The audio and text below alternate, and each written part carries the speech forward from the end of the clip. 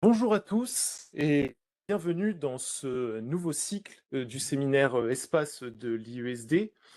Si certains nous découvrent, le séminaire de l'IESD, c'est un séminaire où on explore et on discute l'état de la recherche stratégique, alors en l'occurrence dans le domaine spatial, mais interconnecté avec l'ensemble de ce qu'on appelle à l'IESD les capacités stratégiques hautes, donc à savoir le nucléaire, le cyber, les capacités terrestres, navales et aériennes.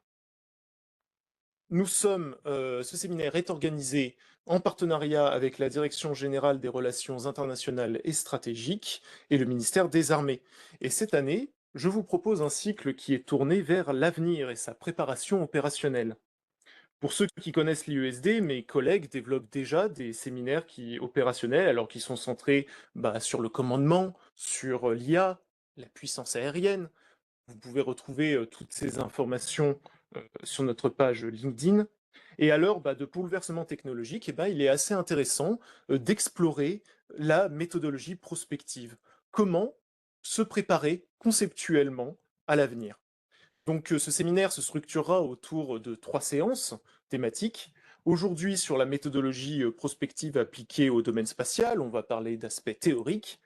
Le 1er avril, et ce n'est pas une blague, sera consacré à la prospective des conflits spatiaux et leurs implications pour les C2 multidomaines.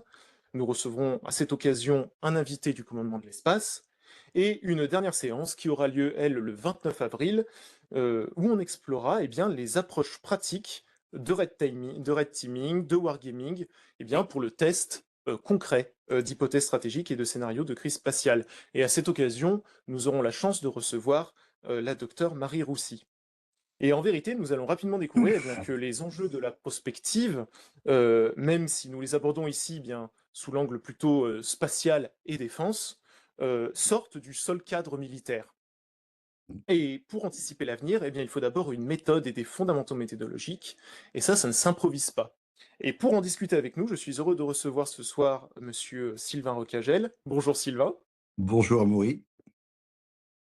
Sylvain Rocagel, vous êtes actuellement au poste de conseiller technique et stratégique du COMESPACE, donc commandant de l'espace, au ministère des Armées, et ce depuis 5 ans.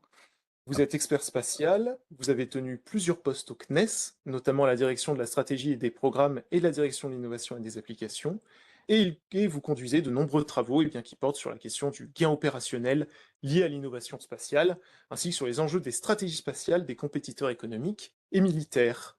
Bonsoir à vous, et tout de suite, vous avez la parole. Bonsoir à tous, bonsoir Amaury. Il y a un élément que je n'ai pas rajouté, c'est que j'ai été quelques mois à la DGRIS aussi en tant que conseiller espace. Voilà, donc bonsoir. Donc oui, j'ai 40 ans de CNES dans ces différents postes. Et par la suite plusieurs années en lien avec le ministère des Armées ou dans le ministère des Armées. Ce qui m'a donné une petite vision de la problématique spatiale dans le cadre militaire. Voilà. Mais avant de commencer, je peux pas m'empêcher de deux citations quelque peu antagonistes. Je m'intéresse à l'avenir parce que c'est là que j'ai décidé de passer le restant de mes jours, disait Woody Allen. Ça, c'est important, ne pas regarder derrière. Et je ne pense jamais au futur, il vient bien assez tôt. Ça, c'est Albert Einstein qui le disait. Donc, entre impatience et patience. Cet exposé entend être avant tout un tour d'horizon de la démarche prospectiviste, ou prospective. C'est avant tout une vision qui est personnelle, qui est inspirée d'éléments un peu théoriques et expérimentaux, notamment des travaux qui sont menés en lien avec des entités qui sont, elles, dédiées à la prospective, hein. Je pense à Fucurible, au comptoir prospectiviste, à Monsieur Olivier Parent notamment. La FRS avec Monsieur Xavier Pasco, à l'IFRI avec Paul Vorer, à l'IRIS et à la DGRIS, bien entendu. Euh, Plus sérieusement, je vais oser paraphraser un professeur de physique quantique qui s'adressait à ses élèves et en guise d'introduction, il leur dit j'ai une mauvaise et une bonne nouvelle. La mauvaise nouvelle, c'est que ce domaine est un domaine complexe, incertain et difficile à appréhender. Ainsi, le physicien Feynman déclare: Si vous croyez comprendre la physique quantique, c'est que vous ne la comprenez pas. Et il continua ainsi. La bonne nouvelle, c'est qu'à l'issue de cette séance d'aujourd'hui, vous ne la comprendrez pas plus que moi, cette physique quantique. Moralité, je dirais que la prospective, c'est un peu pareil. On est dans un domaine qui est complexe, dans la gestion de l'incertain, du difficile à appréhender. Et j'aime beaucoup ce parallèle entre la physique quantique et la prospective. Voilà. Ensuite, la prospective en termes de généralité. Alors, la prospective, ça relève avant tout d'une réflexion diachronique, donc dans des temps différents, et qui a pour objectif d'éclairer les décisionnaires dans leurs choix, c'est-à-dire dans leurs décisions, à la lumière des futurs possibles, voire souhaitables.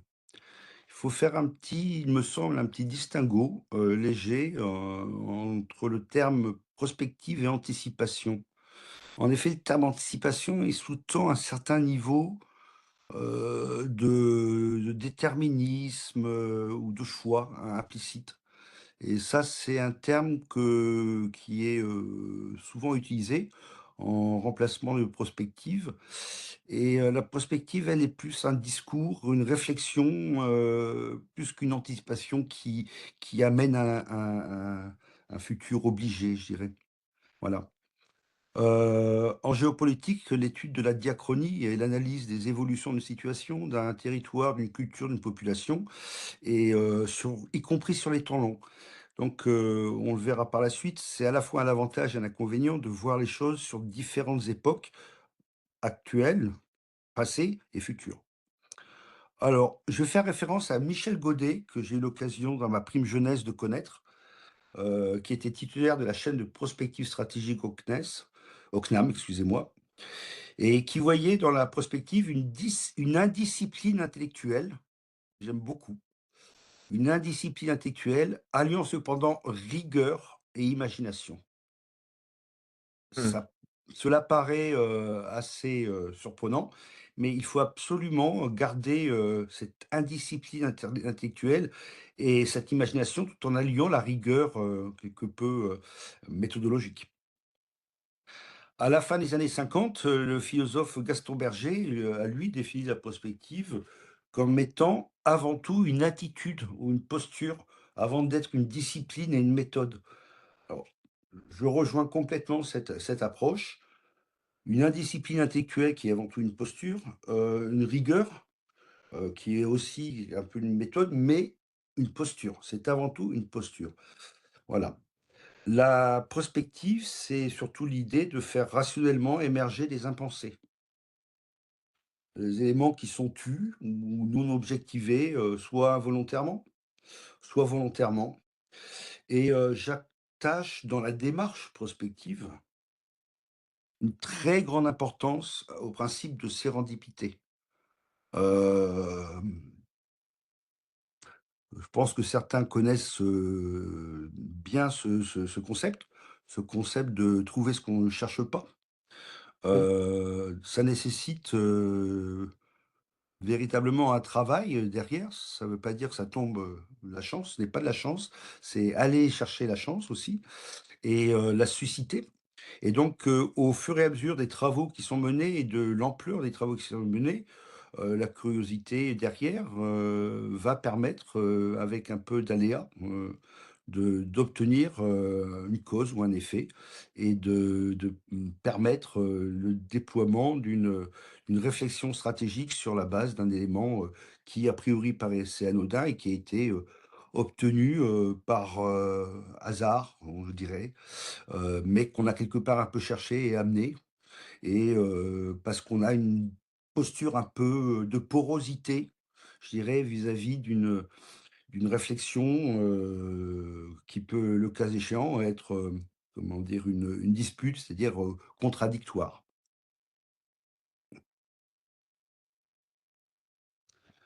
Hem, alors, vous avez bien compris que, de mon point de vue, la prospective et la méthode prospective, elle existe, elle peut exister. mais c'est avant tout une posture.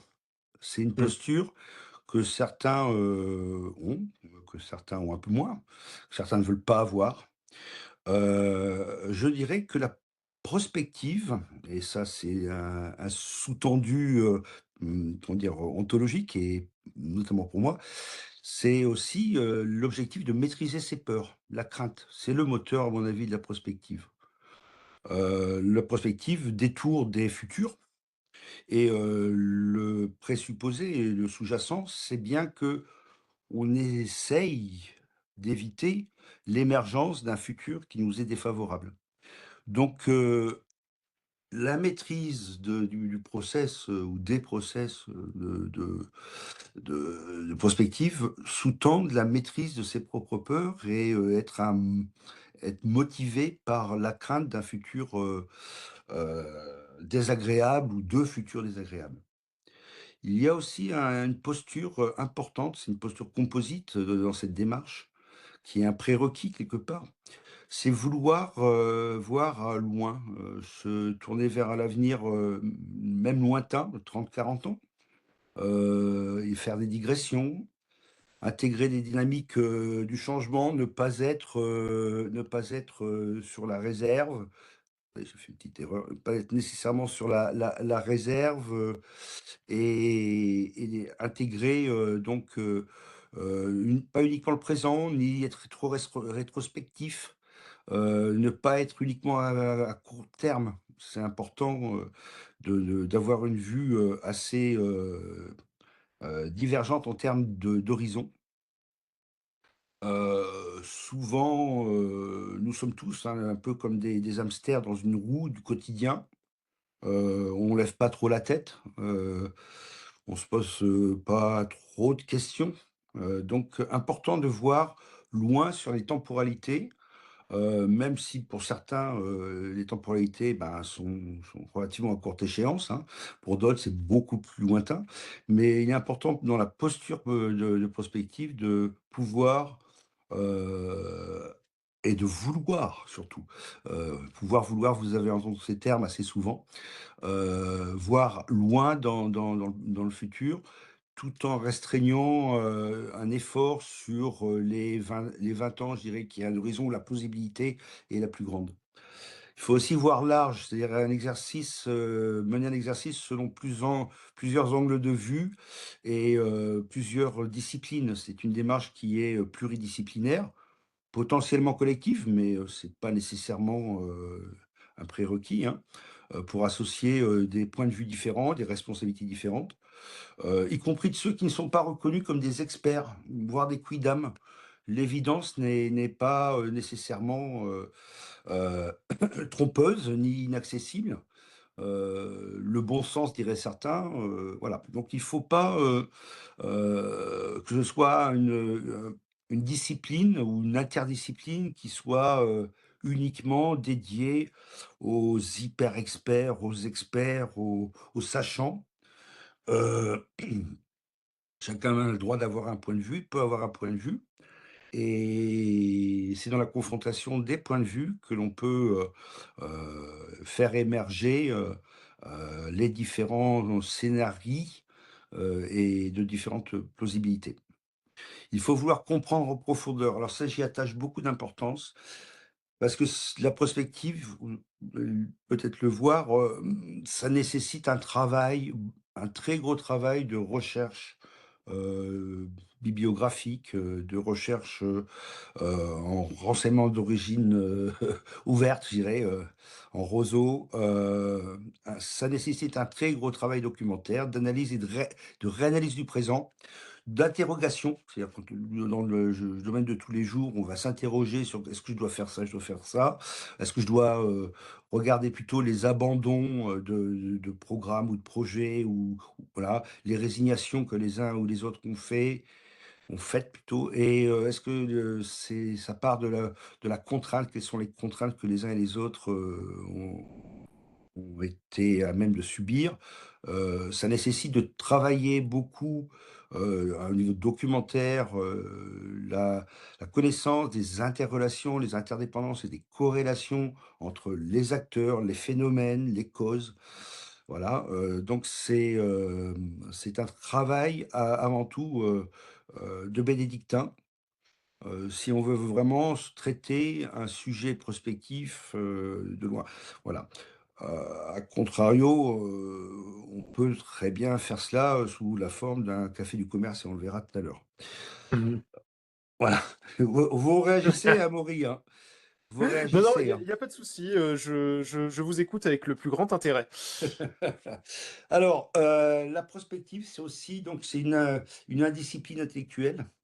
C'est aussi accepter de prendre des risques, voire d'être mis en danger, hein, faut être clair. Développer une pensée libre, non conformiste, qui prend des paris et raisonne sur l'avenir, hein, c'est l'hétérodoxie, au risque d'être notablement dissonant, au mieux ignoré, et marginalisé, ou au pire, désocialisé et révoqué. C'est le complexe de Cassandre, hein, l'expression est tirée de la mythologie grecque, hein, faisant référence à la malédiction de Cassandre, ayant le don de prophétie et incapable de convaincre autrui de la validité de ses, entre guillemets, «prédictions». Voilà, je peux, par exemple, faire état de difficultés, de faire, accepter dans le Vulgus Pecum, je dirais, auquel j'appartiens, l'idée, d'un scénario intermédiaire qui serait un affrontement potentiel, avec la Russie, comme cela a été, évoqué, fortement par le chef d'état-major des armées récemment, et publiquement, hein, auprès notamment des maires. Lorsqu'on en reparle avec, le personnel civil, voilà, c'est pas, un scénario, qui, atteint un niveau de plausibilité, forte et d'adhésion forte. Donc ça veut dire que quelquefois, lorsqu'on met des scénarii, on n'est pas nécessairement, pris au sérieux ou cru ou voilà. C'est un élément important parce que du coup, faire des exercices de prospective, a des conséquences, personnelles. Voilà, c'est-à-dire que vous allez vous mettre en danger quelque part si vous faites un travail qui est susceptible de remettre en cause, des positions, et cetera. C'est un élément important à prendre en considération et encore une fois, je fais référence, aux 2 auteurs précédents, hein, monsieur Godet, heu, et son collègue. Heu Faire de la prospective, c'est aussi vouloir considérer la place de l'humain. En fait, la prospective s'attache, aussi à bien comprendre, les ressorts de la condition, et de la fragilité de la condition humaine, hein, ses schémas de pensée, ses croyances, ses certitudes. Au bout de chaque décision, il y a non seulement des objets, des concepts, des principes, des produits, des process, mais il y a aussi, et surtout des humains dotés de représentation du monde et donc d'intention, et ce sera malheureusement ou heureusement, peut-être de moins en moins vrai au fur et à mesure, l'émergence d'une IA, calquant, reproduisant peu ou prou, l'humain quelque part. Voilà pour un peu la première partie, de ce que pourraient être, les postures, une définition de la prospective sous l'angle des postures, heu, de manière un peu générique. Alors, un dernier en termes de posture, parce que c'est vraiment, de mon point de vue, avant la méthodologie, je dirais, c'est un peu présomptueux, parce que quand on dit méthodologie, on sous-tend que, il y a un processus rationnel, dedans, et on voit bien que ceux qui ont établi la prospective, enfin des éléments de prospective et ont été dans le domaine depuis longtemps, je pense, mettent en exergue le fait que, c'est, quelque part une science molle, malgré toute la rigueur du travail qui doit être fait en termes d'analyse systémique, et on le verra tout à l'heure.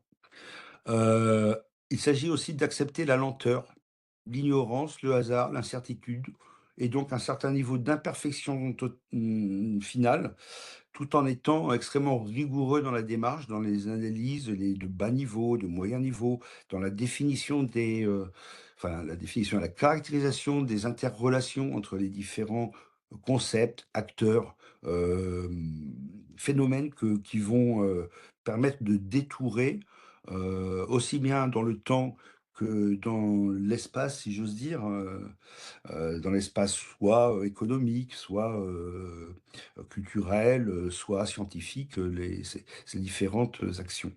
Voilà. Ça, c'est pour la partie posture et définition «méthodologique» entre guillemets de la prospective. Ce sont des éléments qui m'apparaissent, heu primordiaux pour pouvoir, mener, sainement, je dirais, enfin, est-ce que mener sainement un exercice de prospective ou un travail de prospective. Voilà. Donc, je vais résumer ces 2 une indiscipline, hein, alliant rigueur et imagination, une posture et à la fois une discipline et une méthode pour, Berger. C'est une posture Mmh. intellectuelle avant d'être une voilà et donc, maîtriser ses peurs, vouloir voir, vouloir comprendre, accepter des risques et être mis en danger, considérer la place de l'humain et accepter les limites de l'exercice. Voilà. Mmh. Heu, vous m'avez demandé des éléments de méthode. Je suis peut-être désolé de pas apporter les éléments de méthode, rationnelle, pascalienne, mais c'est encore une fois, c'est un domaine qui s'apparente à la gestion, de l'incertain, Mmh. par essence. Alors pour ma part, quand je fais un petit exercice ou un grand exercice de prospective, je m'attache, à utiliser quelques outils, hein, quelques méthodes, et notamment, celles qui sont issues, de Futurible, hein, avec lequel j'ai travaillé ou du comptoir prospectiviste aussi, et puis des travaux, d'ordre plus géopolitique menés par, la FRS ou l'IFRI. Hem, voilà, parce que j'ai aussi eu comme activité, les analyses géostratégiques, à un moment donné. Heu, c'est important d'avoir quand même quelques éléments d'ordre méthodologique et tout le monde connaît la méthode des scénarios, je pense. Hem, donc la méthode des scénarios, on a 2 méthodes pour, construire des scénarios. Il y a une méthode que j'appelle, vulgairement, PUSH. Alors en fait, c'est une méthode constructiviste, additive, exploratoire.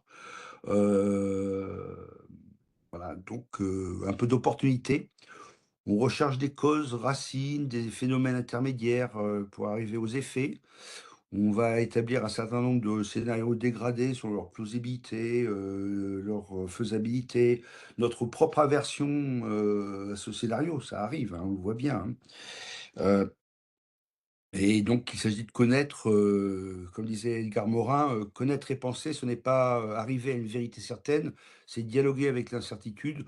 Donc là, on va construire différents scénarios, avec une plage de vraisemblance, tout en prenant en compte et c'est toute la teneur et le facteur d'importance du scénario, prenant en compte les relations entre les différents acteurs, facteurs et dans différents domaines, soit dans le domaine thématique que vous avez choisi, hein, on parlera du spatial, mais le spatial et vous l'avez évoqué en début, cette réunion, sera est directement raccordé à d'autres domaines et notamment un qui est prévalent depuis 95 avec la stratégie de domination digitale des États-Unis, le digital, puisque avant tout le spatial, bah, jusqu'à présent fabrique essentiellement de l'information.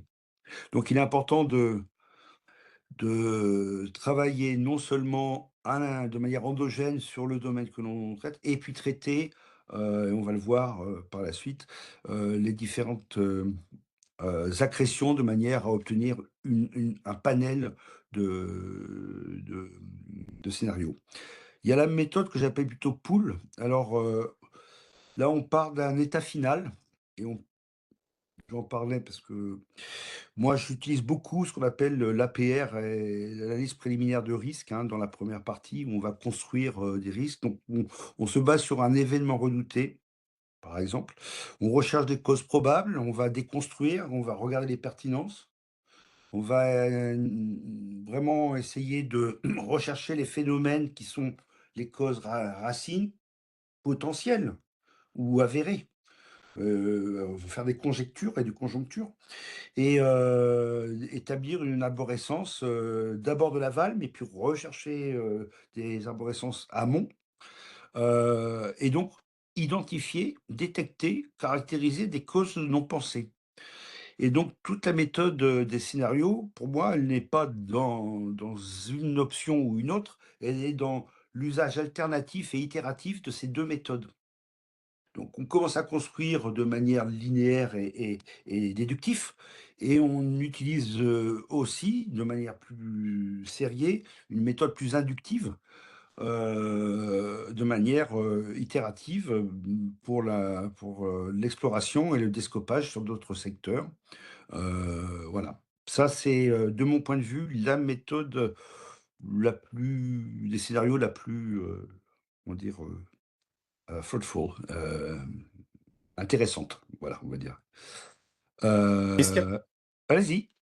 Oui, j'allais avoir une question du coup qui m'amène un peu tout de suite. Est-ce que après du coup vous avez, il y a la possibilité, bah, peut-être de là je m'avance déjà un peu dans l'échange, mais la possibilité de jouer ces scénarios peut-être pour les vérifier sous forme peut-être de wargame ou d'autres méthodes? Est-ce que ça Absolument. intègre? Alors, les jouets alors, déjà la C'est peut-être prospective, je parlais tout à l'heure du café du commerce, je suis désolé, hein, mais quelquefois, tout le monde parle le prospectif, c'est un travail de petits groupes. Alors effectivement, rendre, du petit groupe et de multiplicité des points de vue. Pour crédibiliser, les différents facteurs, les différentes interactions, la plausibilité, des différents phénomènes, l'émergence de différents phénomènes, effectivement, il est intéressant de le rendre, entre guillemets, de le soumettre à un stress test et un wargame, un red teaming, c'est effectivement ça. mmh, Et du OK. coup, non seulement pour crédibiliser des phénomènes intermédiaires que vous n'auriez pas, vus, enfin que vous avez déjà vus, mais aussi pour rechercher d'autres causes racines Mmh. ou Mais d'autres tendances et bon là on va parler parce qu'on verra la notion de fiche variable, d'autres tendances que vous n'aviez alors qui est un phénomène, hein, un peu transverse sur une chaîne de causalité, ou des chaînes de causalité d'ailleurs. Parce qu'une cause peut avoir plusieurs, conséquences, hein. Donc là, on peut effectivement rechercher, d'autres causes racines auxquelles, ben, quand on construit en petits groupes, on ne voit pas. Et effectivement, c'est utile, c'est utile. mmh. Et je pense que tout ça touche aussi un petit peu à une question de fond. Là, je vois que ça a été posé, dans le chat finalement. C'est et ça fait partie peut-être de ces méthodes qui permettent d'avoir une sorte de rigueur finalement dans l'approche prospective, une sorte peut-être de discipline de l'indiscipline? Je sais pas comment on pourrait tourner ça. Oui, bah, le terme rigueur, je l'aime bien parce que du coup, c'est effectivement, c'est la discipline de la discipline. Mais ça demande un gros Voilà, travail. Ne voilà pas et mésestimer, gros travail, de documentaire, si on veut vraiment traiter, ça demande un très, très, très, très gros travail. d'accord. Ouais, parce que la question c'était du coup dans le chat, c'est comment avoir justement cette rigueur? Voilà. Donc en fait, il y a pas vraiment juste une recette miracle, Non, il y a juste non, énormément de il y a non, juste non, énormément de boulot, quoi. ouais, OK. absolument. Sinon, on serait tous prospectivistes et on gagnerait tout le temps à la bourse. Mmh. OK, je vois. Et pas que à Voilà, la bourse, je et pas qu'à pense. la bourse. Heu, Voilà, OK, merci, OK. Amaury. Voilà, donc quelques outils. Donc là, je remercie, Futurible, hein, qui, quand on était au CNES et avec, ma collègue Muriel Lafaille, on travaillait avec eux, notamment, on travaille avec tout le monde, hein, et là, j'ai eu l'occasion à cette période de travailler avec ces personnes-là. Donc, moi, j'utilise plutôt 3 outils qu'ils ont développés et je vais donner quelques exemples. C'est l'analyse morphologique. Alors, il s'agit d'explorer dans les termes, usuels, les futurs possibles d'un système. Alors, C'est bien beau de dire comme ça, donc moi j'ai rajouté système de produits ou d'acteurs à partir d'une combinaison d'hypothèses caractérisées par des variables ou ses composants.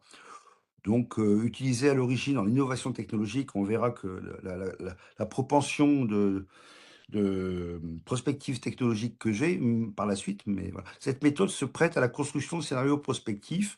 Donc l'analyse morphologique, c'est, serrer la tentative de compréhension sur, quelques acteurs, quelques phénomènes, quelques produits, quelques systèmes. L'acteur ou le groupe d'acteurs étant vu comme un système dans un environnement et donc on va essayer de caractériser un certain nombre, de ces facteurs qui par la suite vont devenir des éléments, si on les retrouve dans différents, tout au long de la chaîne, ou les chaînes ou dans les environnements, vont devenir des ce qu'on appelle des tendances ou des variables. Donc, le deuxième outil, c'est la fiche variable, hein, qui représente la connaissance de l'évolution passée, présente et future d'une variable ou d'un facteur, voilà, adressée par plusieurs acteurs. Alors je reviens par exemple à l'analyse morphologique. L'analyse morphologique, je l'ai faite par exemple sur l'écosystème, des concepteurs et fabricants de liens intersatellites optiques, par exemple. Au travers, d'une association dont on n'entend plus parler d'ailleurs, qui s'appelle la SOSA, Space Optical Association, Communication Association, SOCA, voilà. Mmh. Donc, là, on fait vraiment une analyse de quelles sont les entrées, les sorties, voilà. Mais bon, on verra ça par la suite. Après, il y a ça, c'est la méthode, mais ça donne pas les entrées de ces méthodes. Il y a la Mmh. fiche variable, donc qui ne présente la connaissance de l'évolution passée, hein, je vous l'ai dit, et future, mais d'une variable, d'un des éléments.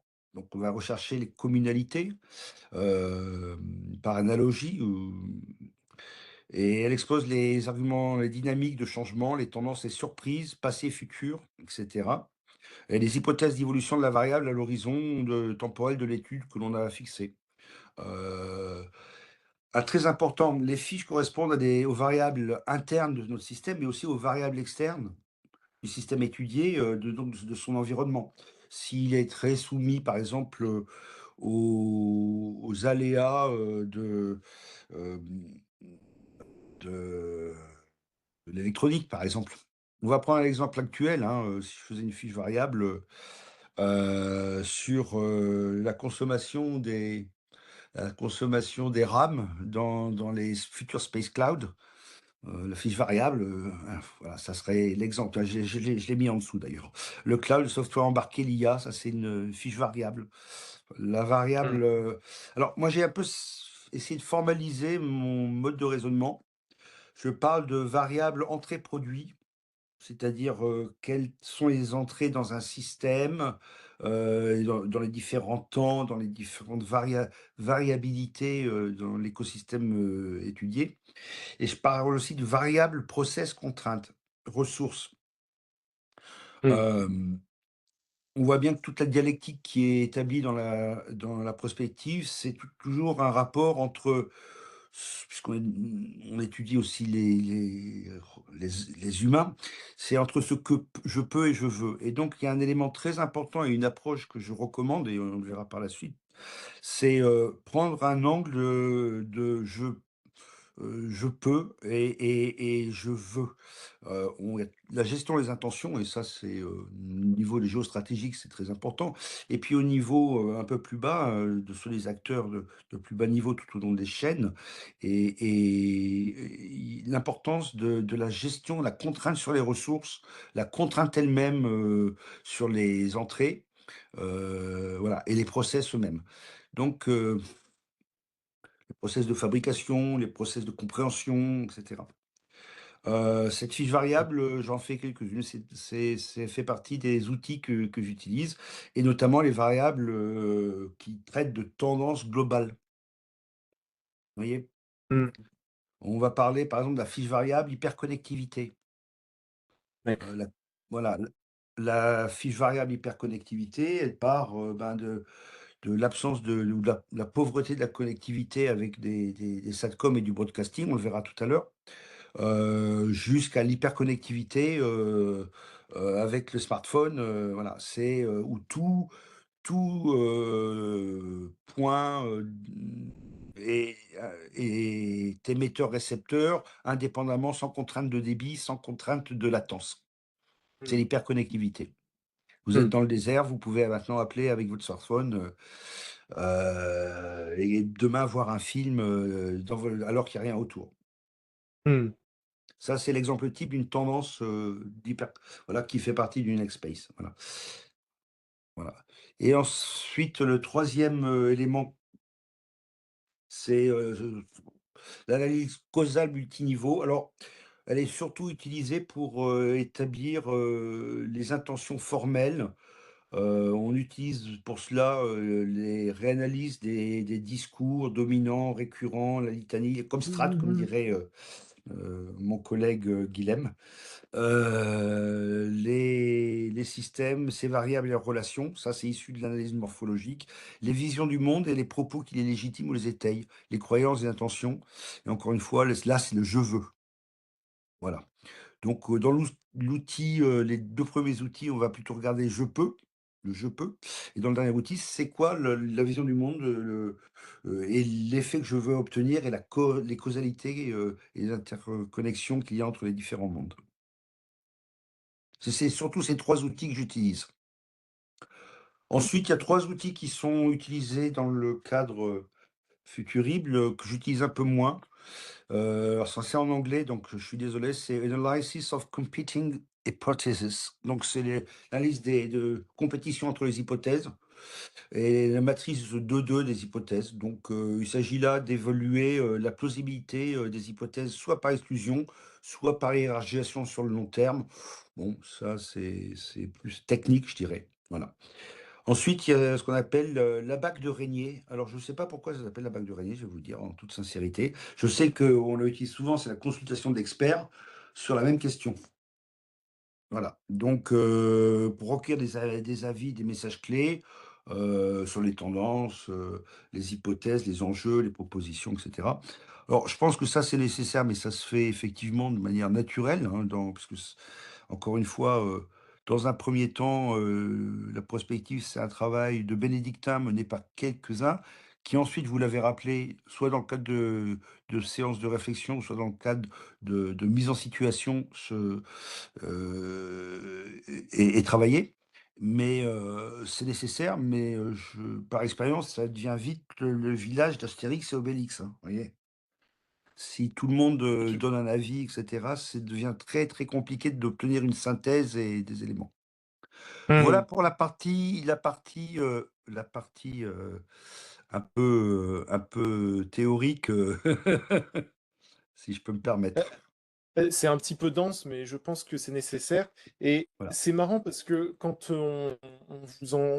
quand on vous écoute, on a l'impression, en fait, finalement, que de prime abord, la prospective, en tout cas, moi, c'est comme ça que je le percevais. Je voyais ça plutôt comme un outil qui permet d'anticiper l'avenir, en quelque sorte, d'une manière un peu passive. Mais d'après ce que je comprends, il y a aussi une dimension un peu active. Il y a la dimension de: «Quel avenir je veux?» aussi. Alors on va y venir, ça fait partie des écueils. On va y venir, OK. Amaury, Il y a pas de partie souci. patience, j'espère être dans les temps parce que voilà.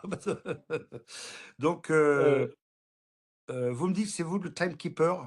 Heu, Heu, il est 18h12. Nous avons encore une trentaine de minutes, mais on peut prolonger un petit peu et on est assez souple, si, d'accord, c'est d'accord, parce qu'on a voilà. on a eu 10 minutes de retard, hein.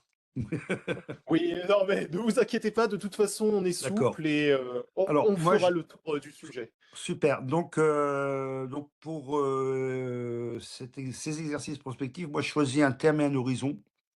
Qui va varier d'ailleurs au fur et à mesure sans trop varier, on le verra.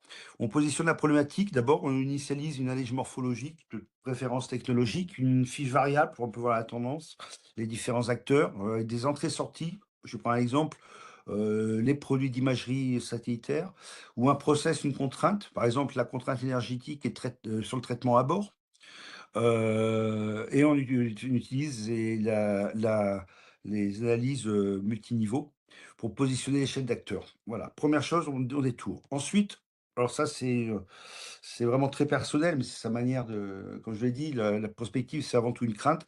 Je fais plutôt un travail de push, sur un scénario Black Swan, donc le pire cas, heu, en utilisant, des plausibilités très faibles. La crainte est le moteur de la prospective. Je rappellerai ce que disait Lao Tse: «Si tu es déprimé, tu vis dans le passé, si tu es anxieux, tu vis dans le futur, si tu es en paix, tu vis dans le présent». Donc moi, par expérience, j'utilise toujours le scénario pire cas, les scénarios pire cas, parce qu'ils ne sont pas un seul, ils sont plusieurs, là où les plausibilités sont les plus faibles pour ensuite revenir à un monde meilleur. Ça, c'est une posture, certains ont tendance à me répondre que je suis d'un naturel pessimiste et je rappellerai ce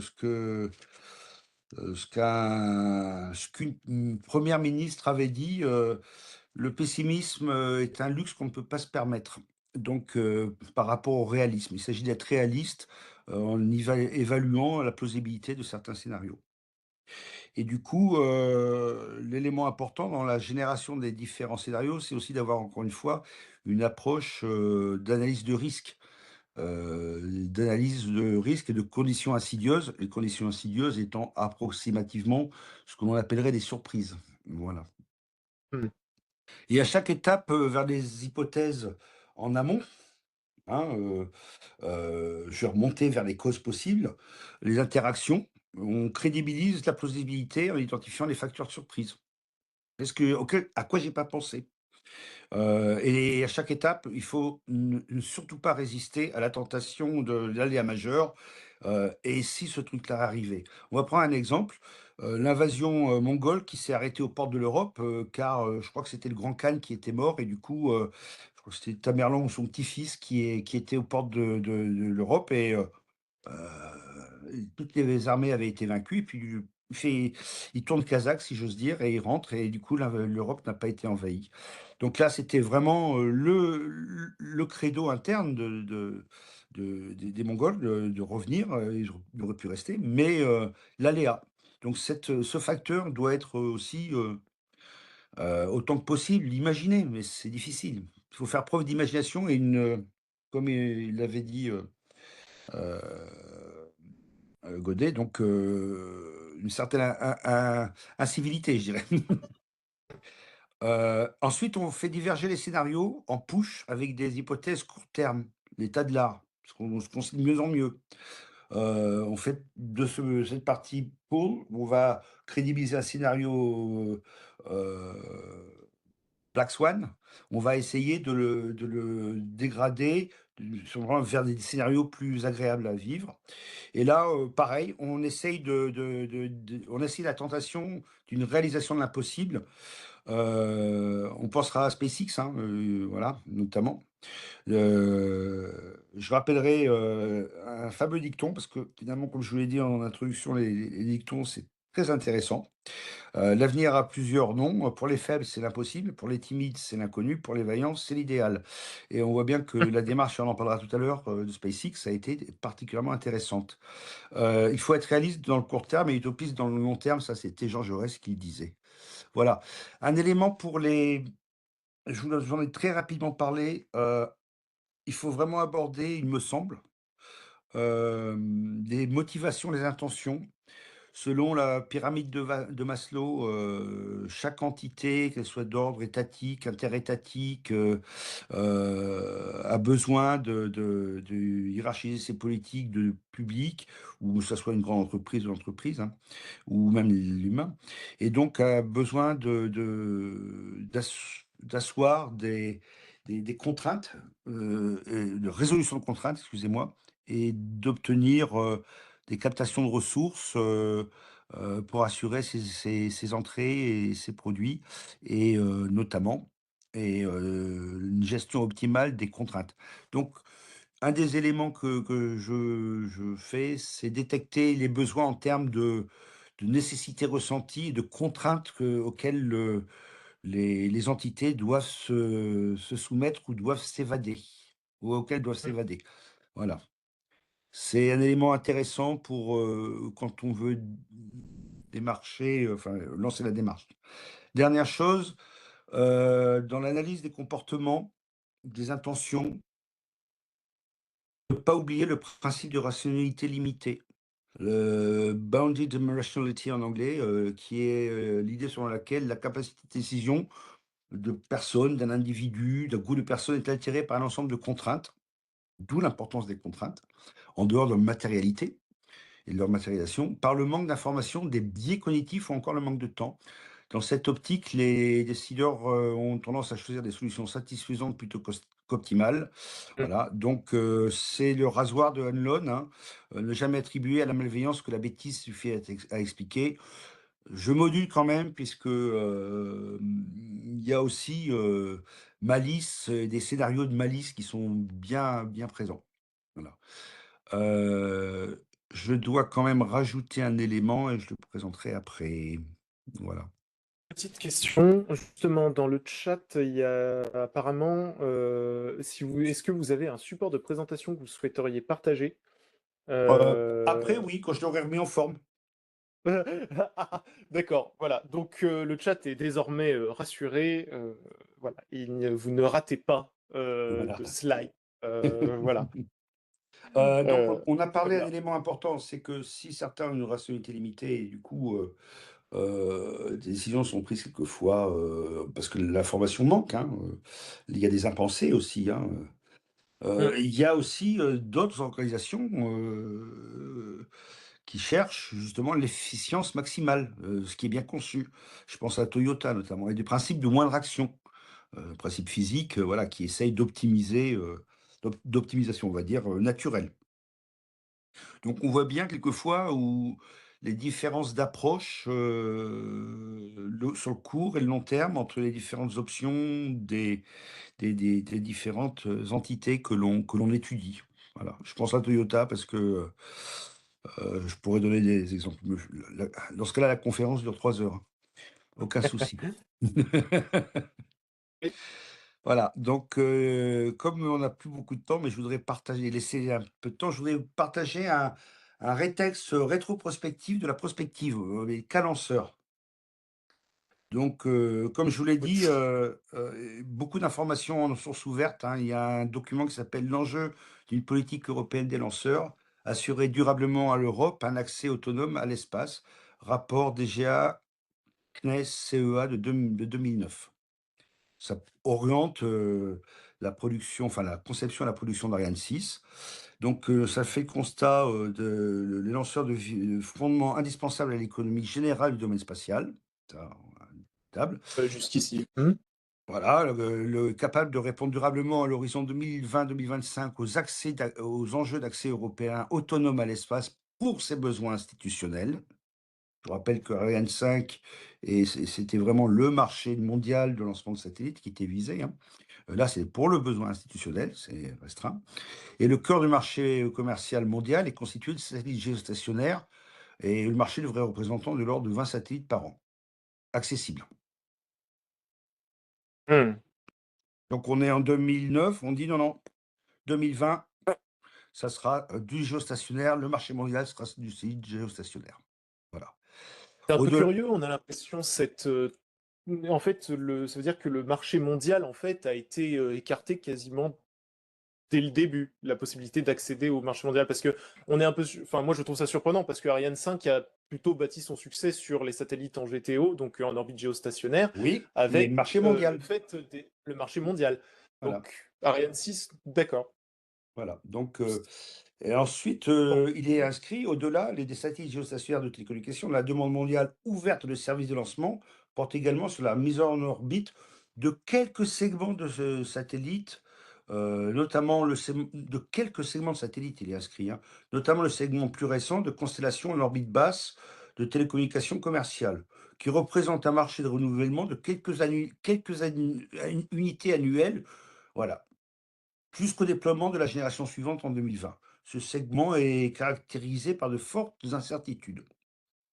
Donc il y a un credo qui est non pas lié à à l'objet, lanceur, au domaine lanceur, mais à son client. Voilà. Mmh. Et voilà, il est noté qu'il est à peine fait mention de SpaceX. Il est noté un nouveau lanceur américain Falcon 9, on est en 2009, hein, en fin de développement Oui, par c'est vrai. SpaceX, dont le premier vol est prévu en 2009, aura la capacité GTO de 3 à 5 tonnes, etc., etc. Et il est inscrit la concurrence déjà solidement établie avec les lanceurs russes ne peut que se renforcer dans les prochaines années. Mmh. Voilà. Voilà. Bon. OK. C'est un exercice difficile, la prospective. Mmh. Et ensuite, il est inscrit: les travaux dits Pathfinder visent à construire une vision des besoins du secteur européen des lanceurs à l'horizon 2020. Un consensus néanmoins est réuni sur le fait qu'à cet horizon 2020, les lanceurs réutilisables ne seront pas matures et il conviendrait donc de privilégier des études de lanceurs consommables. Pour le contexte de peut-être des gens qui nous regarderaient, sur Falcon 9, faut savoir qu'aujourd'hui, le record de réutilisation d'un booster, donc premier étage de Falcon 9 est de 30 ou 31, je me souviens plus. Ouais, ouais. Heu Bon, on envoie Voilà, l'idée. donc en termes de maturité technologique, la réutilisation, a atteint, on va dire, à mon avis, un bon degré de maîtrise, en tout cas par certaines entreprises. Et maintenant, en réalité, ce qui est questionné, c'est pas forcément sa viabilité technique, mais plutôt sa Non, viabilité économique. voilà. Donc là, la problématique n'est pas de mettre en défaut le raisonnement. Là, il y a eu simplement un exercice de prospective qui est en amont, puisque là, on s'inscrit dans une démarche à 15 ans, 10, 15 ans. Et voilà, donc une croyance que les lanceurs russes, vont se renforcer, la viabilité, enfin la faisabilité des lanceurs réutilisables, pas matures, alors que 4 ans après, ben, les Falcon, la réutilisation est avérée. En essai et des voilà, maintenant c'est systématique. Voilà, et il y a un repositionnement sur le marché, des besoins institutionnels européens. Voilà, alors que bon, vous voyez bien que voilà, et sur du géostationnaire. Donc là, on dit: «On va faire du géostationnaire du géostationnaire institutionnel», alors que la masse à lancer est énorme et voilà, et du coup, ça a un tas de conséquences sur le spatial puisque, c'est les constellations télécom. Mmh. Donc je reviens tout de suite aux Et constellations télécom, un petit rétexte rétrospectif de la prospective. Nous sommes en 2020. Je vous rappelle que les échecs, des premières constellations de mémoire, c'était télédésiques. On est dans une situation où on n'a pas de lanceur, lourd, bas coût, qui permet de lancer ces constellations. Une constellation, le lancement, c'est 30%, 15 à 30%. Le segment utilisateur est minoré, comme toujours, c'est-à-dire les terminaux utilisateurs. L'usage est essentiellement ben, du broadcasting, hein, de la téléphonie, pas encore de l'usage Internet. Je vous rappelle ce que disait Jean-Marie Messier avec sa convergence numérique qui a été éjecté de son poste de PDG du Vivendi. Hein, voilà, il était en avance de phase. Voilà. Et la situation actuelle, je vous ferai le parallèle, hein, la situation, actuelle, ben, c'est qu'il y a un lanceur qui s'appelle, Falcon 9, comme vous l'avez dit, hein, qui sert à tout. C'est un peu la Lada, si j'ose dire, mieux que la Lada d'ailleurs. Il y a du mmh, Starlink, il y a de l'AWS, Amazon Space, Xkeeper. Les constellations chinoises à tour arrivent, hein, leur tour arrive.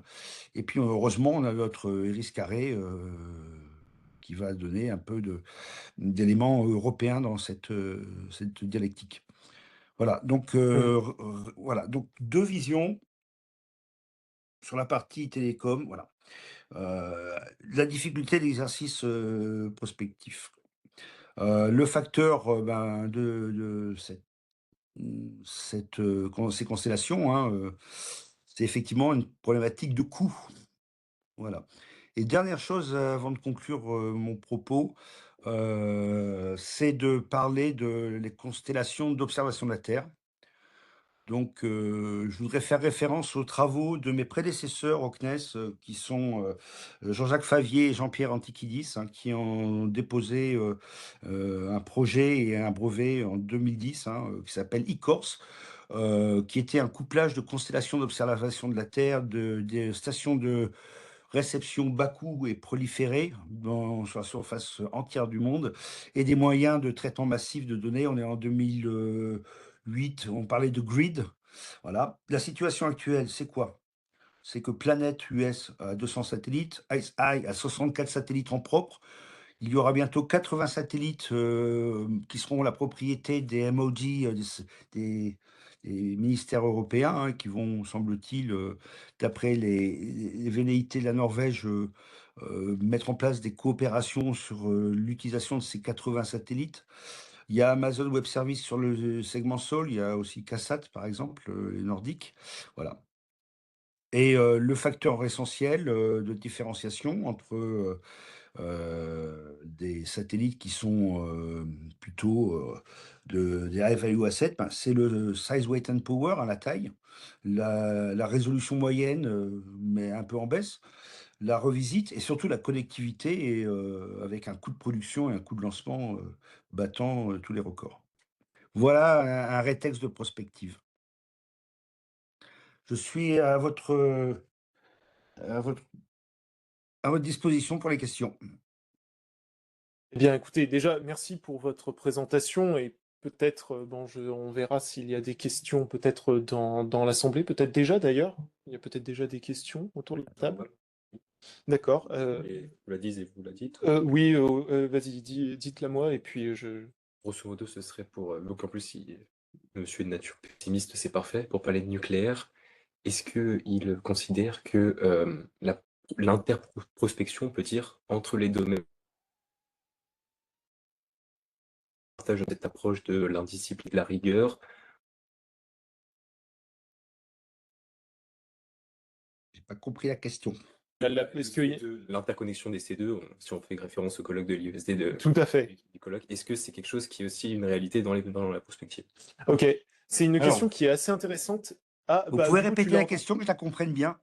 Alors, en fait, pour vous la répéter, la question porte en fait sur, bon, il y a des interconnexions en fait entre domaines spatiaux et nucléaires notamment, mais ça peut être Mmh. aussi entre d'autres domaines. Et est-ce que bah, finalement, la prospective spatiale s'interconnecte assez bien avec de la prospective d'autres domaines, par exemple Absolument, bah, nucléaire, cyber, absolument. il y a vraiment Alors une moi, perméabilité. je me bats contre, le côté exclusif du spatial. Le spatial sert à différentes politiques publiques et usages, commercial et des ménages, et directement dépendant, des d'autres domaines, absolument. Hmm. Et notamment de l'électronique et surtout avec, l'émergence de l'hyperconnectivité et l'émergence, du traitement bord, autonome et de l'autonomie et des IA qui seront des IA qui seront bien plus «intelligentes» entre guillemets, si j'ose dire, que les LLM, oui, oui, là on va changer de monde, faut être clair. Là on est au seuil d'un changement de monde complet dans le spatial. Et ça touche, énormément, ça m'amène énormément de questions. J'ai bien aimé que vous ayez commencé votre exposé finalement avec Richard Feynman qui disait qu'il fallait, explorer les domaines avec, une indiscipline, intellectuelle totale ou en tout cas le plus d'indiscipline possible. Moi, votre exposé m'a beaucoup fait écho. En fait, j'ai lu récemment, les mémoires de l'amiral Fisher de 1919. Pour le contexte, c'est lui qui a amené le Dreadnought, donc le premier cuirassé, en ayant l'idée bah, de mettre Mmh, des turbines à vapeur et des canons de gros calibre. Voilà, pour mmh. l'auditoire. Et j'ai beaucoup pensé à vous parce qu'il disait justement que la surprise est la fille de l'audace et de l'imagination. Oui. Et Alors, mmh. oui, et en fait, Je vous en prie, Maurice. Allez-y, allez-y. ça m'amène une question. Fisher avait quasiment une tradition de la discontinuité technologique, c'est-à-dire qu'il s'était entouré de gens qui, donc on appelait d'ailleurs ça le Fisher Pound, de gens bah, qui s'étaient entourés de gens capables finalement de penser un peu aujourd'hui, on dirait out of the box. Est-ce que vous Mmh. pensez qu'aujourd'hui, cette méthode, ou en tout cas cette approche est encore pertinente? Et est-ce que peut-être même vous l'avez déjà croisé, pratiqué encore aujourd'hui dans le domaine spatial de manière assez opérationnelle? Alors bon, je suis contraint à une certaine retenue dans mes propos, hein, s'agissant de mon travail actuel. Bien Oui, sûr. je vous confirme que, j'ai toujours, agi et réfléchi de manière out of the box, de manière à obtenir, des moyens à faire obtenir des moyens, avec une effectivité militaire supplémentaire, on va dire, voilà. Mmh. Mais il faut. Je vois. Il faut. C'est la condition, dans des systèmes qui sont extrêmement réglés comme les nôtres et de plus en plus réglés. Voilà. Il y a des éléments qui sont très importants j'ai très peu parlé de prospective technologique, mais c'est la base et lorsque je parlais de documentaire, c'est de réanalyse des papiers, des présentations et des thèses de droite et de gauche, voilà, et des concepts systèmes beaucoup plus innovants. Là, on est vraiment, à l'aune d'un changement complet puisque on parle de man in the loop ou man out of the loop, ou over the loop. Donc, il y a toute la problématique du rôle de l'humain dans les systèmes d'armes. On va être clair, on le voit bien, hein, et donc derrière, là, on est vraiment à l'émergence d'un monde et quelquefois, ça fait peut-être pas plaisir à certains qu'on se pose des questions. Mmh.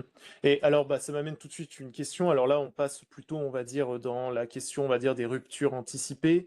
Heu, Puisqu'on parle de l'intelligence artificielle, heu, comment vous l'intégrez du coup comme variable? Enfin, à la fois, en fait, comme capacité propre et peut-être aussi comme multiplicateur, sans parler de menace, mais à minima peut-être de vulnérabilité. Comment vous intégrez l'IA, en fait, Alors dans la alors moi, prospective, à la je fois vais dans le code, voilà, on va bien parler de prospective. Alors déjà, ça vaudrait un séminaire avec, l'INRIA, par exemple, l'INRIA Défense, à elle seule. Oui, oui, mais d'ailleurs, il y a un séminaire IA pour, nos auditeurs qui, seraient, intéressés. D'accord. Voilà, en tout cas, on Alors en traite pour l'instant de manière un peu indirecte et c'est une alors idée à vous poursuivre. vous imaginez bien que le spatial, parce qu'on va parler de spatial, le spatial, civil ou militaire, il est dans il est dans un environnement qui est, relativement agressif, mais tranquille. Agressif au sens naturel, relativement tranquille, visible et peu transparent tout en étant transparent. C'est pas une forêt dense, de l'Oural, vous voyez? Mmh, Ça veut dire que en termes de comportement, des IA peuvent, garantir un certain niveau d'autonomie de système, de d'interaction entre elles, faut être clair.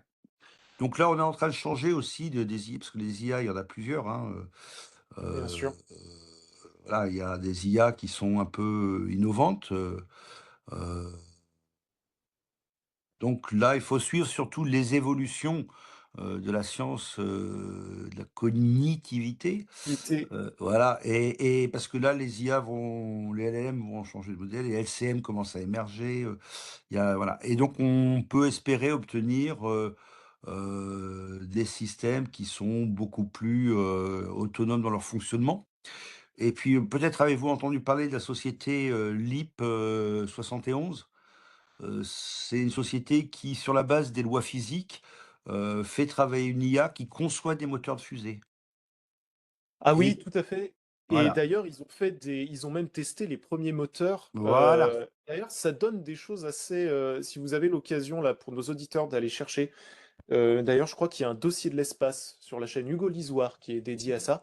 C'est absolument remarquable et ça donne voilà. des formes presque organiques. Oui, oui, Heu, c'est bon, c'est très curieux. en dehors du fait que ça ressemble à du Alien, ça c'est mais la démarche est très intéressante puisque, il y aura une sélection des et puis c'est directement produit. Donc ça veut dire que la chaîne de conception et de production est rapide, le système lui-même est mais on reste sur quand même de la quincaillerie derrière, hein. C'est pas la Bien sûr, Ce n'est pas le comportement, le pattern of behavior du système dans un environnement qui est soit prédictif ou semi-prédictif comme, l'environnement spatial, non militaire, je dirais, fût-il le fait qu'il y ait des débris et puis, non agressif, sans intentionnalité, et une malveillance, de la part de compétiteurs, voilà. Il faut être clair. Donc là, on est encore dans un monde encore au-delà mais qui est directement accessible, maintenant et encore plus demain. mmh et alors justement peut-être, bon, on vient de faire un chapitre quand même sur l'IA, mais selon vous, sans trahir bien sûr de secrets d'État, quelles sont selon vous les peut-être les 2 ou 3 ruptures qui sont les plus susceptibles, de reconfigurer en fait le spatial tel qu'on le connaît aujourd'hui, on va dire à horizon d'ici 2035, on va dire là dans la prochaine décennie. Alors, j'avais un peu théorisé ça il y a 10 ans, sous la forme du New Space, du Next Space et du Power Space. À chaque fois, c'est la contrainte de compréhension et de digitalisation du monde sur la fonction de traitement de la donnée. Voyez? Euh, Excusez-moi, j'aimerais bien que à l'audience voilà, je demande à l'audience de bien vouloir garder ses micros coupés afin de ne pas interrompre l'intervenant. Merci. Nous continuons de vous écouter, Sylvain. Merci, Amaury. Donc, en fait, j'avais un peu théorisé l'idée de rupture technologique au travers du Next Space, qui a été depuis lors déposé comme marque INPI par nos amis d'ADS. Et au travers du Power Space. En fait, on se base sur les deux lacunes, les deux contraintes, les deux raretés. Donc l'un pour l'énergie et l'autre pour la cognitivité. Pas la connectivité, mais la cognitivité. Le pattern of behavior, c'est ce qu'on appelle les Collaborative Autonomous Network Technologies, les technologies de collaboratives maillées, je dirais, et Hmm. autonomes. Et donc là, on est en train pour moi, la rupture principale, c'est au-delà de la contrainte si j'ose dire, la quincaillerie, hein, qui est importante, surtout en orbite, du substrat physique, mais c'est tout le substrat logiciel, la digitalisation, la softwareisation des systèmes, le fractionnement des systèmes. Là, je vous recommande d'aller voir la société qui s'appelle Array Labs, qui fait un radar multistatique SAR en orbite. C'est un peu innovant. Voilà, par exemple, donc la fractionnée. Donc, il y a d'une part l'émergence de l'IA avancée, et ensuite, il y a vraiment toute la partie ultérieure, hein, d'énergie, de gestion de la contrainte énergétique en orbite. Et on voit que pour les Space Cloud, tout le monde regarde l'énergie solaire, par exemple. Hmm. Ce qui m'interroge un petit peu, alors là je parle un petit peu de mon sujet de recherche, est-ce que par exemple l'énergie nucléaire fait partie selon vous de justement de cette dimension énergétique qui va être gérée, enfin qui va émerger? Est-ce que selon vous il y a quelque chose à creuser du côté de l'énergie nucléaire dans l'espace? Alors là, les avis divergent. C'est vrai que si j'ose dire, comme les avis divergent complètement. Et donc, je pense qu'il y a quelque chose à creuser, mais encore une fois, on est confronté à la collusion entre la mégalomanie et l'argent. C'est ça qui fait le succès d'ailleurs de certains. Le problème, c'est jusqu'où oseront-ils? Et on voit bien que dans notre monde, maintenant, les barrières commencent à s'estomper. L'intérêt de la production énergétique en orbite, n'est pas totalement avéré, me semble-t-il. La production énergétique sur base lunaire, martienne, etc., elle est avérée. Mhm. Donc, c'est la production électronucléaire. La production électronucléaire pour de la propulsion, ben, ça nécessite d'être repensé. Après, c'est une question de coût, poids, volume, et cetera. Hmm, hmm. Et très bien. Bon, je vois qu'il y a des questions dans le chat. Je vais essayer de hiérarchiser pour faire un petit peu thématique. Euh, Est-ce que il y a un cas, ou en tout cas, est-ce que le cas de, de perte d'accès totale à l'espace est envisagé? Est-ce que ben voilà, il y a est-ce que le no space en quelque sorte est un cas qui est traité et théorisé dans la Bah, prospective par certains acteurs? Est-ce que c'est quelque chose qui est bien alors sûr. de manière accidentelle ou volontaire d'ailleurs aussi, Bah, hein? oui, oui, un blackout spatial lié à une tempête solaire de très, très grande ampleur, oui, bien sûr, Hmm. ça fait partie, ça a été traité par les Anglais il y a 20 ans, ça fait partie des choses, oui, bien sûr. Ça fait partie des éléments critiques, de plus haute criticité. avec une gravité très grande. Et là, encore une fois, c'est une approche de la prospective sous l'angle de l'analyse des risques. Et j'y tiens beaucoup, hein. Ça, c'est des analyses de mode de défaillance et de leur criticité. À chaque fois, vous avez des. Voilà, absolument. C'est des choses qui peuvent. Après, il faut crédibiliser la plausibilité et les conséquences. Voilà, il y a toute une. Il y a un gros travail d'objectivation. Mmh. Mais Heu, oui, c'est tout à fait plausible. OK. Alors bon, du coup, là, il y a eu une séance un petit peu où on a l'impression d'être un peu dans un ça fait une séance un peu façon, boule de cristal, je vois de Alors projection nucléaire et justement, cetera. Mais, justement, les écueils, je crois que j'ai pas parlé des écueils. alors peut-être que ça peut être effectivement, Alors, pour important de finir, le voilà, noter parce les que écueils, je n'ai pas parlé des écueils et mea culpa, mais je sais pas où j'ai mis cette petite fiche, voilà. Alors les écueils, pour finaliser. Donc les écueils, c'est les horizons trop multiples. Je vais aller un peu vite. Le facteur de complexité dans la démarche et de difficulté d'appréhension, mais c'est nécessaire de faire une diachronie. Les écueils, c'est de faire la prédiction, Madame Irma. On veut prédire un avenir unique et imposer implicitement des dispositions contraignantes et irréfutables. C'est de la fatalité.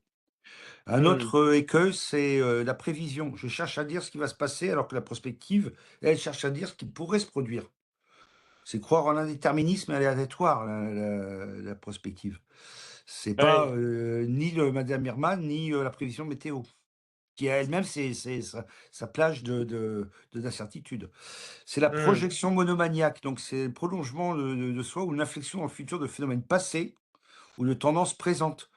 C'est, voilà, c'est de l'extrapolation. On n'arrive mmh, pas on arrive du coup, la prospective ou ce qui voudrait être un exercice prospectif de projection monomaniaque, n'arrive pas à envisager des surprises stratégiques. Voilà, mmh, ou des surprises souhaitées ou accidentelles possibles, donc les impensées.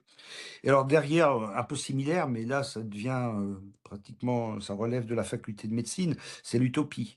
C'est la réflexion basée sur la croyance, totalement irréaliste, voilà, c'est un double piège, parce que ça rejette des scénarios parce qu'évalués comme utopiques par les experts, qui quelquefois se cooptent, mais voilà et c'est difficile à évaluer, scientifiquement. mmh, On pourrait dire que le la propulsion nucléaire, c'est un peu une utopie quand même quelque part, thermique. Vous voyez? mmh. Alors Donc il pour le faut coup, je pense que ça mériterait des discussions peut-être un peu plus larges, mais, voilà. ceux qui ne sont Moi, pas le j'ai sujet. donné un avis, mais ça, c'est parce que j'ai un peu Tout à fait. travaillé le sujet, Il y historiquement a et pas vous de le souci. savez. Est-ce que vous pouvez ouais, Dernière chose, et ça, c'est le plus fréquent, c'est la planification abusive, hein, qui est un peu, similaire ou proche des autres, écueils. C'est la prophétie, la planification abusive, se fixer d'emblée un objectif de situation qui est absolument à consolider. C'est la première étape de la démarche que vous avez présentée. On va chercher un black swan, c'est une prophétie négative, hein. Et puis on va pas faire tout ce travail de rétroaction, d'itération, d'élargissement et on tient absolument ou certains tiennent absolument à consolider, des scénarios, pire cas qui doivent être, étudiés et objectivement avec rigueur quant à leur plausibilité, leur criticité, voilà, dans leurs conséquences et des conséquences, far hand, vraiment, au plus haut niveau, y compris dans le mmh, domaine militaire, bien entendu. mmh, Donc voilà, donc ça c'est la prophétie, c'est le risque essentiel, je dirais, plus que l'utopie, ou la pro qui est c'est un peu proche de la projection monomaniaque. Ça a marché depuis des années, donc ça marchera demain, ou ça n'a pas marché, donc ça marchera pas. Ça, c'était un des arguments qu'on a entendu, sur les constellations télécom. «Ah, ça a jamais marché il y a 10 ans, donc ça marchera jamais». Donc voilà. mmh. Donc, éviter l'écueil du déterminisme. Voilà, Petite voilà et la question prophétie. tout à fait et alors petite question avant de glisser, tranquillement vers, une conclusion, une question qui m'est inspirée, bah, par mon collègue Brian Kalafatian. Est-ce que, comment dire? Est-ce que vous trouvez aujourd'hui que la prospective est, suffisamment, en quelque sorte formalisée, alors en France et en Europe? Et est-ce que vous estimez peut-être qu'il y a un angle mort qui mériterait peut-être d'être, qui selon vous est pas assez exploité? Bah, heu, alors, déjà, est-ce qu'il y a des dispositifs cohérents, efficaces et efficients? Mmh. Voilà, C'est toute la efficients déjà. question. Efficace, alors efficace, c'est-à-dire qu'il est un peu exhaustif dans son approche, hein, il essaye de tester toutes les hypothèses et tous les scénarios, y compris les pires. Il est efficient, c'est-à-dire qu'il prend en compte, effectivement l'ensemble en entrée des savoirs, je dirais et des connaissances, est-ce qu'il existe? Je sais pas. Je sais pas. Par contre, moi, je vous rappelle, que, dans mon introduction, c'est que faire de la prospective, c'est dans des structures à droite ou à gauche, c'est toujours, accepter de prendre des risques et d'être, vu comme étant, un un perturbateur, je dirais et donc être quelque part ignoré, marginalisé. Ça peut être l'une des raisons pour lesquelles certaines, personnes ne sont pas ou sont moins enclins à venir, dans les travaux de prospective, que certains angles morts existent aussi. Mmh. Oui, il y a un risque de, bah, finalement peut-être de se compromettre aussi un petit peu, Voilà voilà. Peut-être aussi parce que et je du pense que la coup oui, il y a un allez-y. risque de dans les groupes de travail qui veulent faire que ce soit de la palilolie et que, on entende toujours la même chose et quand c'est pas le village d'Astérix, ça devient de la palilolie, quoi. C'est pas de la Mmh. dispute rationnelle, je veux Mmh. dire. Je vois.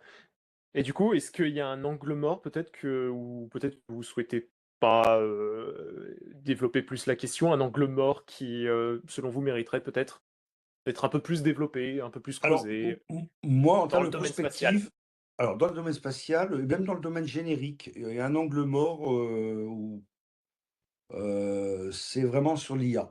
Là, il y a un questionnement sur l'IA et les futures IA ou à court terme. Je parle des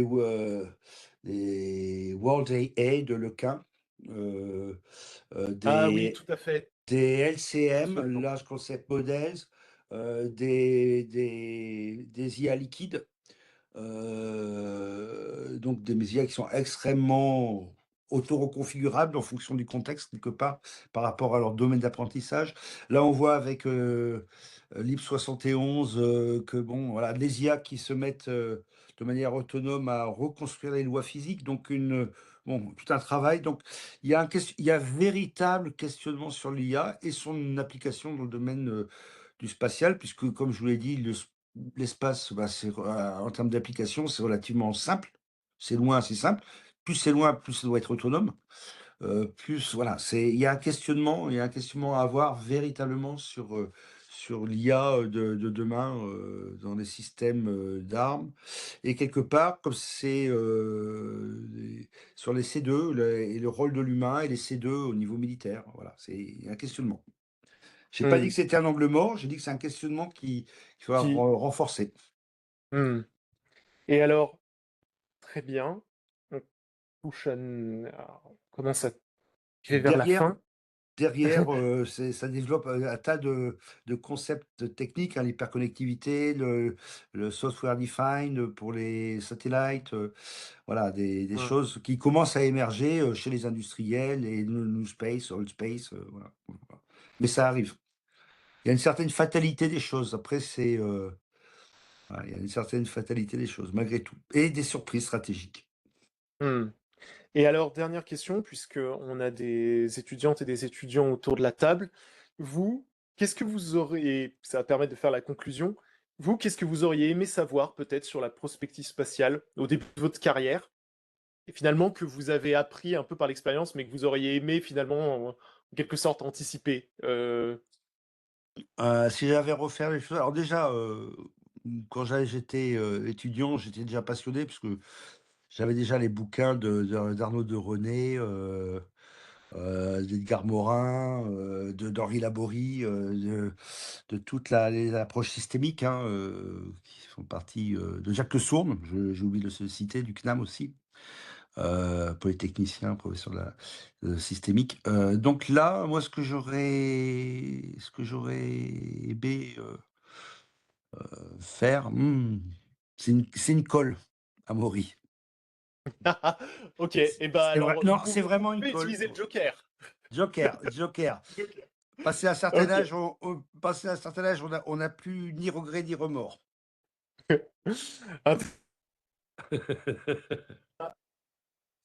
Sur Merci beaucoup d'avoir été avec nous pour cette première séance du séminaire spatial de l'IESD. Euh, Ça a été une séance passionnante que vous pourrez, comme toute l'audience et finalement l'auditoire de l'IESD, pourra retrouver sur notre chaîne YouTube. Elle sera diffusée dès que disponible. N'hésitez pas à consulter régulièrement notre page LinkedIn, tout simplement pour connaître les prochains événements. On est un institut qui est très actif avec une pluralité de sujets. Pour notre part, on se retrouve le mercredi 1er avril pour la deuxième séance qui s'intéressera à la coopération intercapacitaire et aux implications justement du C2, du conflit de haute intensité dans l'espace. Sur ces bonnes paroles, je vous souhaite à tous une bonne soirée et à bientôt. À bientôt.